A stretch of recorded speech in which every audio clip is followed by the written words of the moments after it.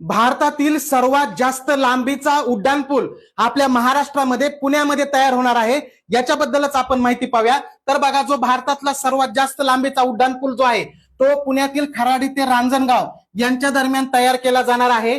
याची एकूण लांबी 31 किलोमीटर एवढी असणार आहे आणि ती देशातला सर्वात जास्त लांबीचा उड्डाणपूल ठरणार आहे।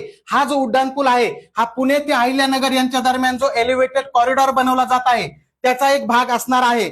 हा जो पुणे अहिल्यानगर कॉरिडॉर आहे हा 6 लेन प्रकल्प आहे। याचं बांधकाम 2026 मध्ये सुरू होणार आहे आणि साधारणतः 4 वर्षामध्ये पुढचा ते बांधकाम पूर्ण करायचं आहे। आता पुणे ते शिरूरचं जे अंतर आहे ते सध्या कापण्यासाठी 90 मिनिटं वेळ लागतो, पण हे कॉरिडॉर आणि उड्डाणपूल तयार झाल्यानंतर 45 मिनिटांमध्ये अंतर कापता येणार आहे। याचा खर्च या कॉरिडॉरचा पूर्ण 45,000 कोटी पर्यंत असणार आहे। आता सध्याचा जर सगळ्यात जास्त लांबीचा उड्डाणपूल सांगायचं झालं तर तो तेलंगणामधील हैदराबाद जवळ मेहदीपट्टणम ते शमशाबाद यांच्या दरम्यान आहे। याची लांबी 11.6 किलोमीटर एवढी आहे। आता एलिव्हेटेड कॉरिडॉर म्हणजे काय असतं, तर हे जे रस्ते असतात हे जमिनीच्या वर थोडेसे पोल तयार करून बनवले जातात। हे रेल्वे मार्ग असू शकतात किंवा रस्ते असू शकतात, म्हणजे उंचावरून हे रस्ते असतात।